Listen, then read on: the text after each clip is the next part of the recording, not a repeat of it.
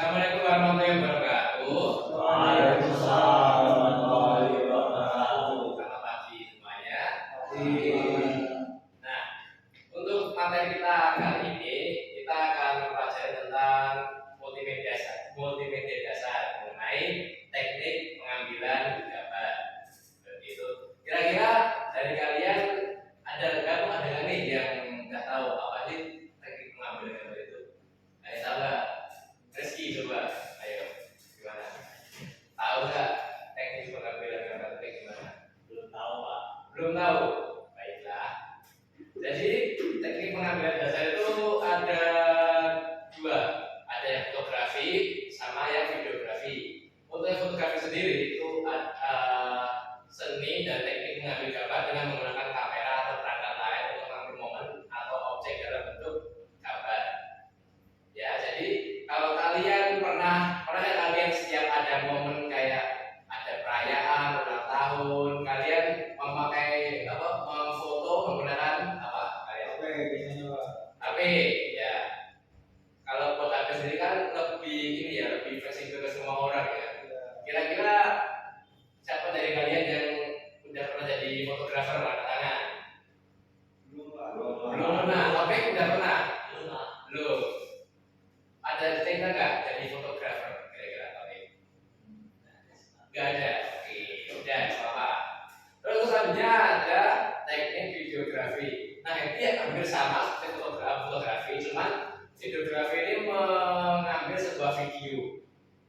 Jadi ada videografi itu merupakan kegiatan yang sangat populer di era saat ini. Dalam dunia industri seni, videografi seringkali digunakan membuat film, video musik, iklan, dokumen, dan video promosi. Gitu. Nah, kalau kalian pernah nggak kayak ngelihat film-film yang bagus-bagus banget lah? Betul. Farel, kamu sukanya film apa? Farel nih. Rafael. Oi. Bapak agak pusing. Agak pikun. Rafael. Kamu sukanya apa? Film Ant-Man. Ya. Bercerita tentang semut. Ya. Kalau Arthur, Kalau saya Avenger, Pak. Avenger yang mana itu? Yang Infinity War. Infinity War. Oh, yang 3 jam itu. Bukan. Nah, Ya, Pak. Soalnya koreografinya dia cukup bagus, Pak. nah ini kan pakainya kebanyakan CGI. Iya. Kalau Rizky? Barbie, Pak. Barbie. Barbie yang itu, yang di film YouTube itu kan. Apa kartun?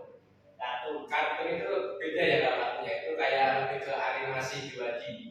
Kalau videografi ini lebih ke 3D. Kayaknya ya. Kalian mengambil sebuah momen menggunakan video. Gitu. Kalau Barbie itu animasi, kartun, beda. Nah, kalian udah tahu kayak apa sih fotografi, apa sih itu videografi. Nah, terus kita akan lanjut ke jenis pengambilan gambar. Kira-kira ada yang udah tahu belum? Kayak jenis apa sih jenis-jenisnya pengambilan gambar itu? Artian, coba apa? Apa sih pengambilan gambar? Kurang tahu, gak apa-apa. Roy, gimana? Kayak gimana ya udah. Jadi kita saya jelaskan ya untuk depannya itu teknik pengambilan gambar itu mungkin ada cukup banyak sih ya, kayak extreme close up, terus long shoot, extreme long shoot, terus angle kayak front eye, terus angle angle kayak ini pengambilan dari atas lah. Tapi ini untuk sekarang saya akan kasih 3 contoh. 4 contoh deh, sorry, 4 contoh. Yaitu ada extreme close up. Itu tuh extreme close up tuh kayak pengambilan video, foto yang hanya fokus ke satu objek. Contoh, kalian foto cuman doang kayak mata gitu doang. Itu namanya extreme close up. Terus kayak gimana ya? Mengambil tekstur dari sebuah objek. Terus untuk yang kedua itu ada big close up. Itu bersama sama extreme close up, cuma bedanya itu big close up itu lebih gede. Kalau kalian mata cuma mata doang. Kalau ini cuma di bagian muka lah. Kalau bagian lain cuma bagian pakai sampai sini lah. Begitu.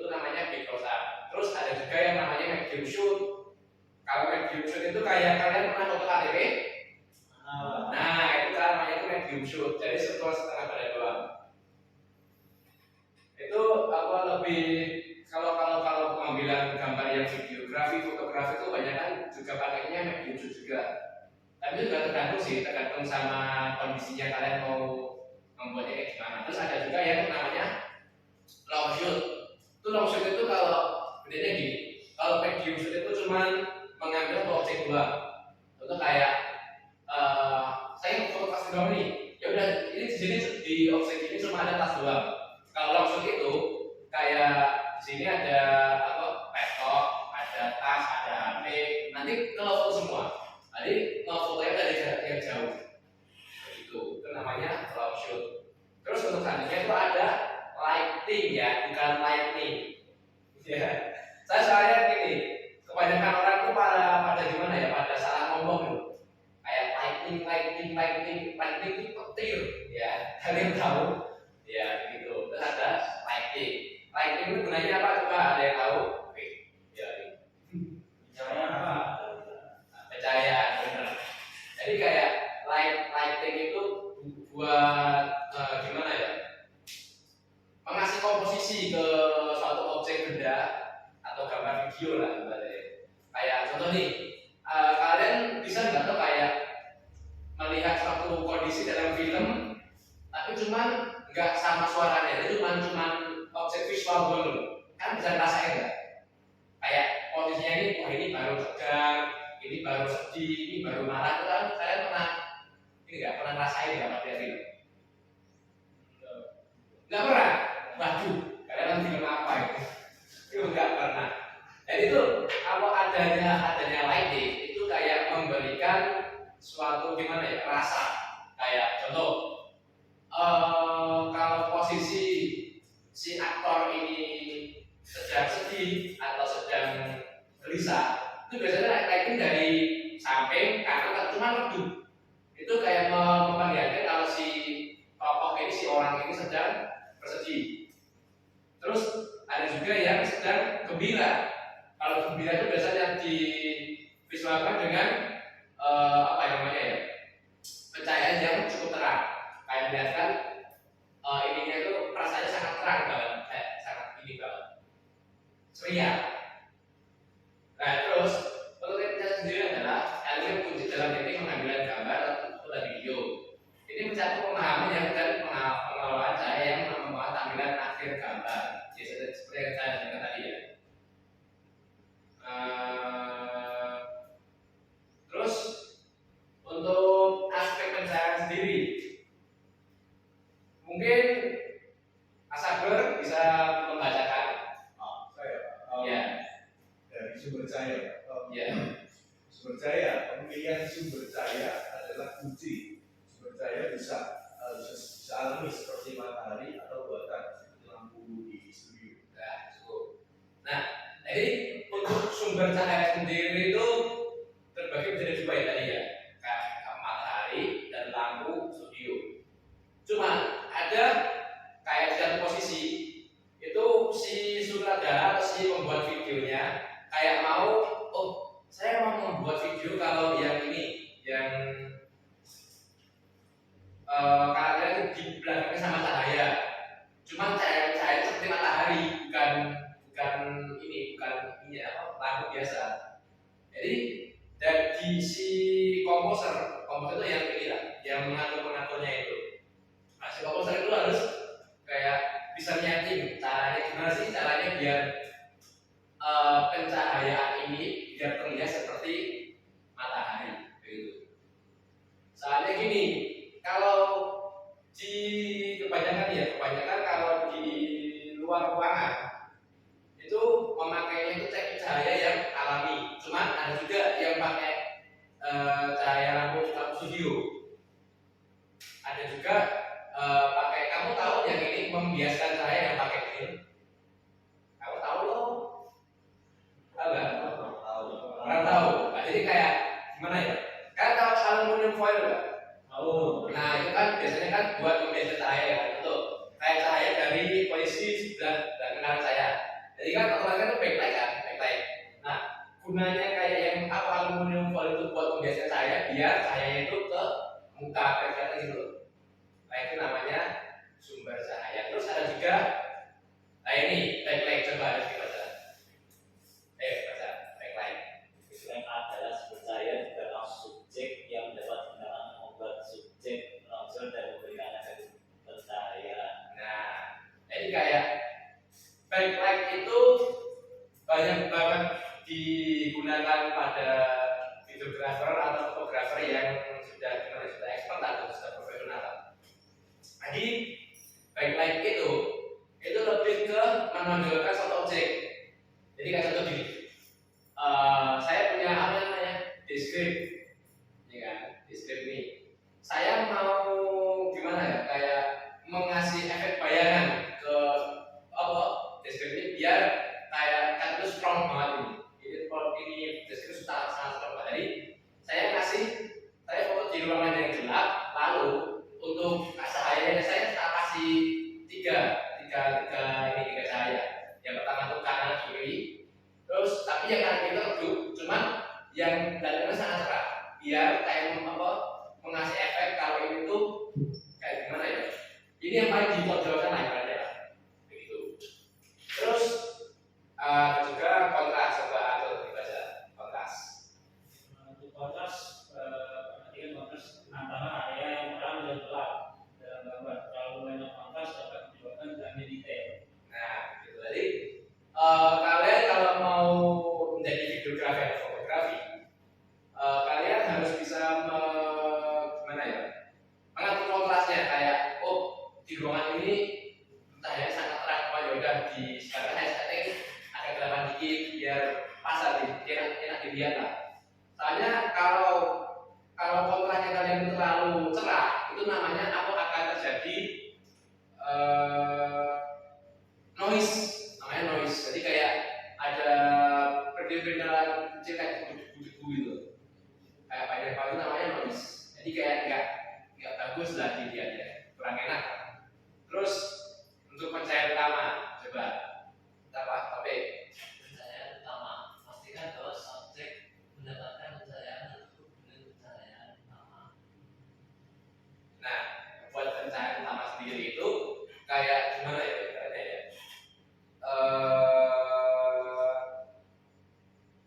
Oh ya, kalian pernah nonton teater nggak? Teater pernah kan? Nah, itu di teater tuh pasti kan ada tuh kayak lampu yang sangat terang di tengahnya loh, buat melihatkan semua objek yang di situ, ya kan? Kayak cuma menerangi lah.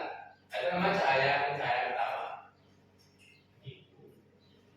Terus untuk selanjutnya, nah itu jenis kamera.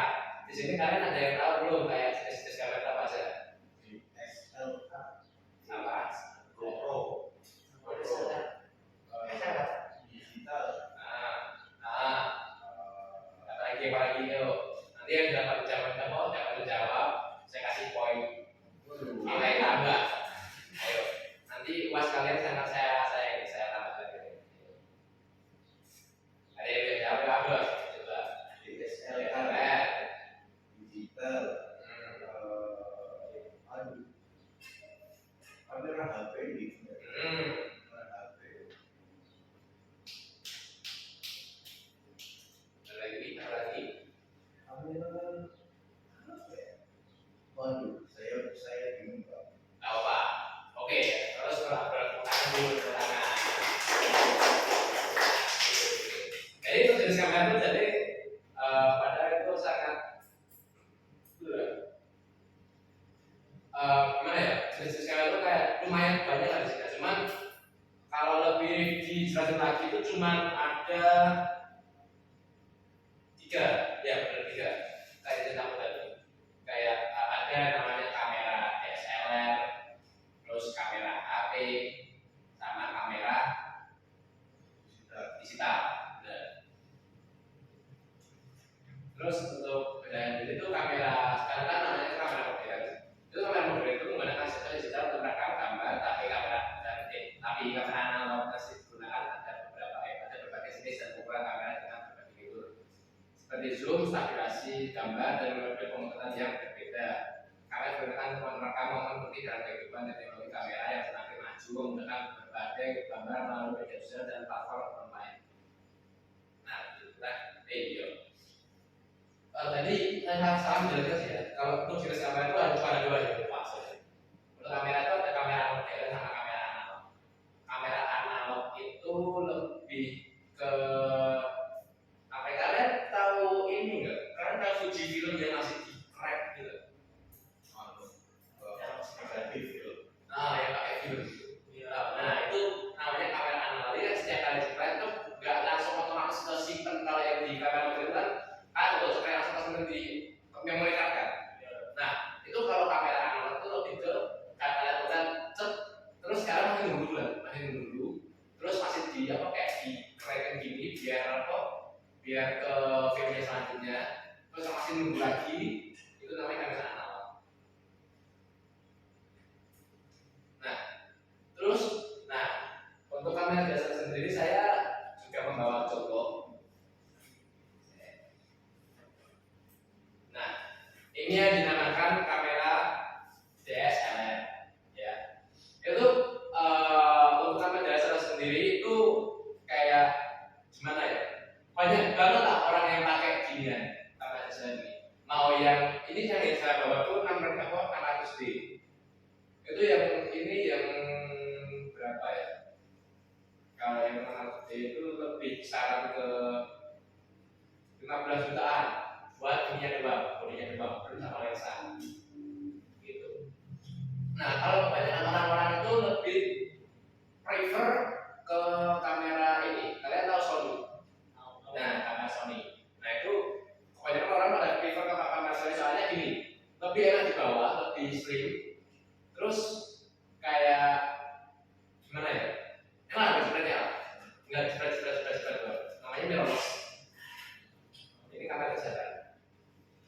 Nah, itu kan setiap kamera kan pasti ada kelebihan dan kekurangan yang saya sebutkan tadi. Nah, itu kamera DSLR sendiri itu untuk kelebihannya itu kontrolnya manual.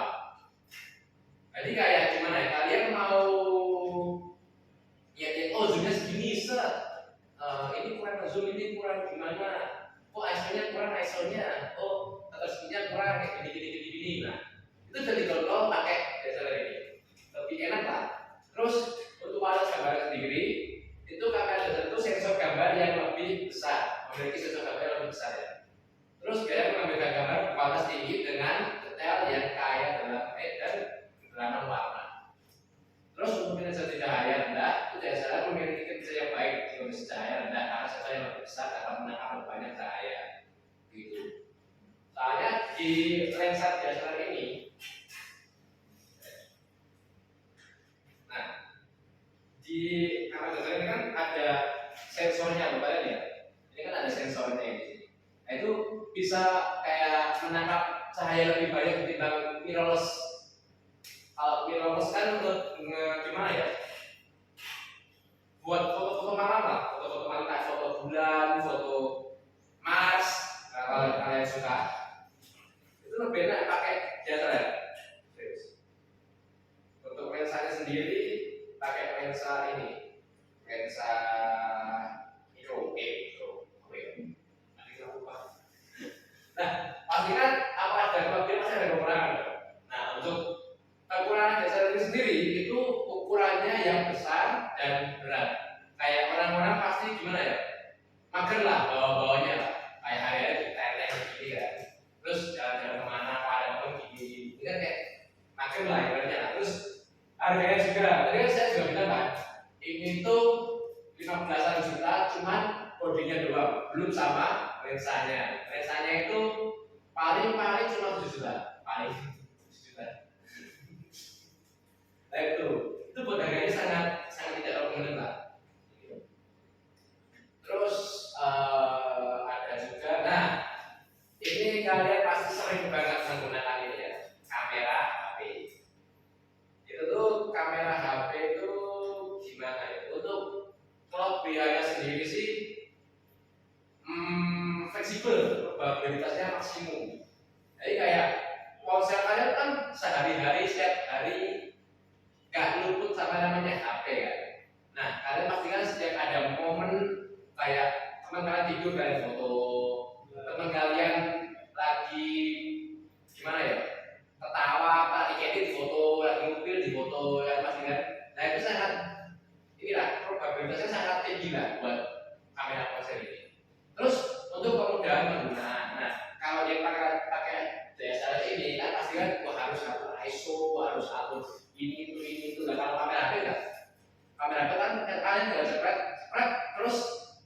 yang di HP itu bakal proses kayak oh ini kurang ini biar bagus ini kurang nah gitu.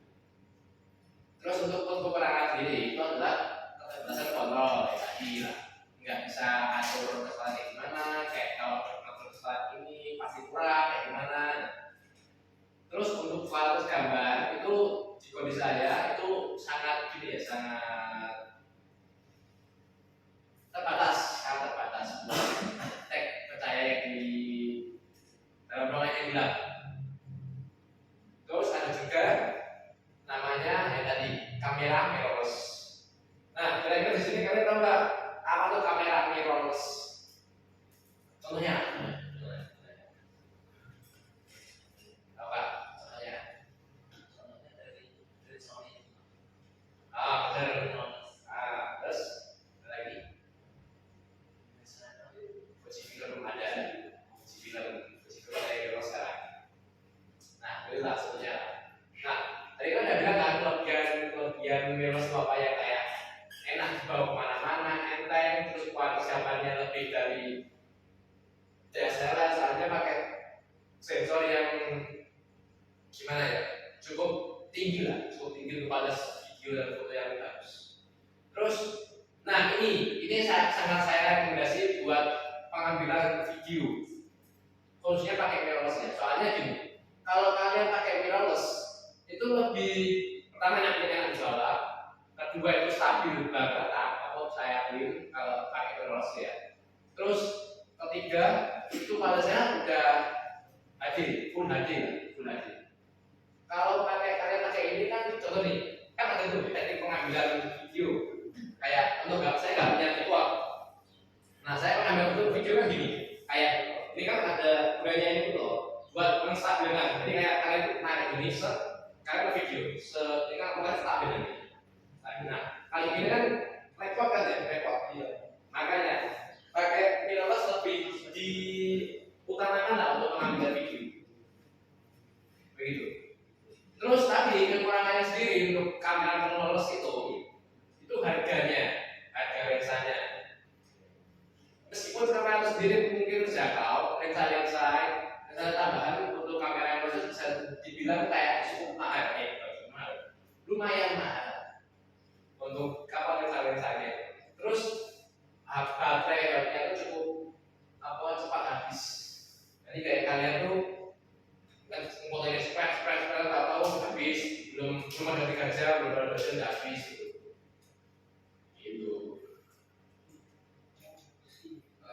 Ini sih. Oh iya. Terus kita ngomong tentang komposisi ya sekarang ya. Kalian ini enggak pernah mendengar yang namanya rule of third?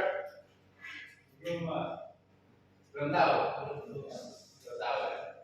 Jadi rule of third itu adalah kayak gimana ya? Prinsip ini melibatkan membagi gambar menjadi 9 bagian dengan 2 garis horizontal dan vertikal. Coba kalian buka kamera kalian masing-masing. Coba kalian buka kamera kalian masing-masing. Nah, boleh ya? Kalian nyala? Gitu loh. Kan sini kan kalian kan lihat kan kayak ada garis-garis ini. Nah, kayak punya yang mengatur. Nah, itu namanya rule of third yang di kamera yang mengatur. Cara mengaturnya gimana? Pelan-pelan. Ini namanya garis bantu.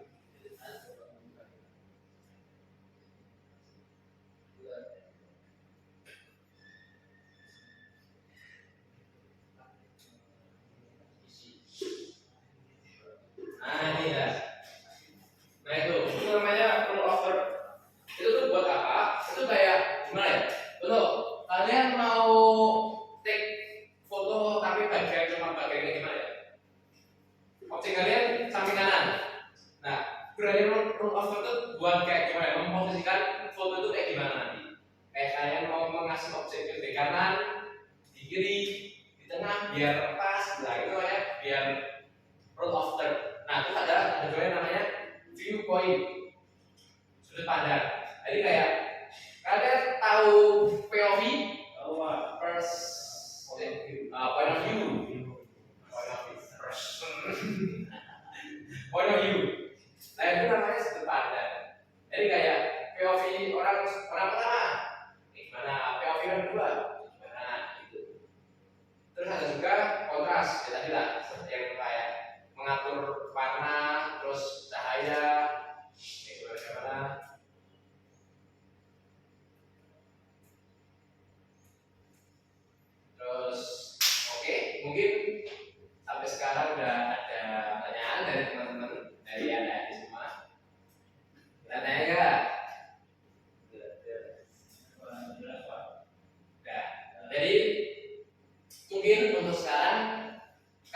tadi kalian bisa kayak coba buka kamera masing-masing, buka kamera masing-masing. Terus aktifin ini yang kayak tadi, rule of thumb tadi. Coba namanya garis bantu. Kalau nggak garis bantu, tadi punya namanya apa? Isi. Yes. Nah, coba kalian foto objek, 3 objek, menggunakan rule of thumb ini. Kalian harus kayak gimana ya? Memaksimalkan penggunaan rule of thumb ini. Coba, ayo foto. Posisi objek di sebelah kanan. Nah, itu rule apa? Kayak garis bantunya tuh harus gimana tuh biar objeknya di kanan. Terus kalian mau ngasih objeknya di kiri. Nah, itu gimana? Coba.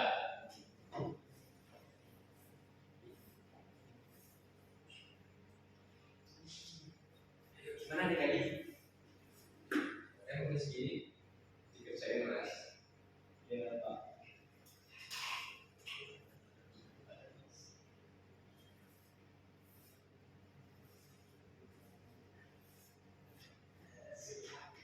Ini Pak.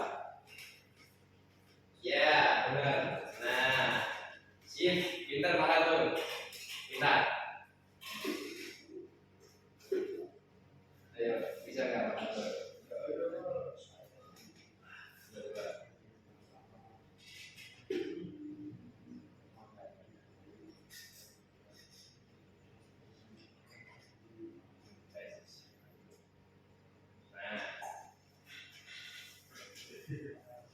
Oh iya, betul. Kasih enggak objeknya apa aja pindah kayak CSV kalian kamu mau ngasih basicnya di mana? Kanan betul. Nah, ini kita boleh basicnya di kanan. Makanya udah terlalu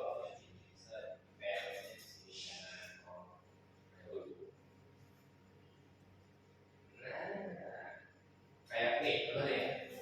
Aku coba foto apa ya? Nah, kalian mau kasih dalam mana? Kanan,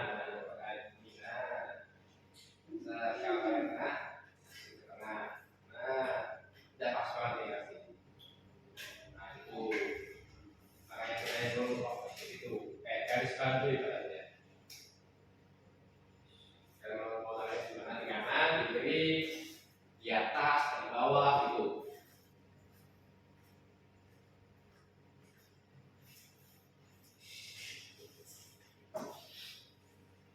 Oke, udah paham semua? Ya, mungkin untuk tugasnya nanti kalian bisa memfoto suatu objek minimal 10 objek. Terus kalian juga menerapkan yang namanya tadi teknik pengambilan gambar yang ini. Yang ini. Ya.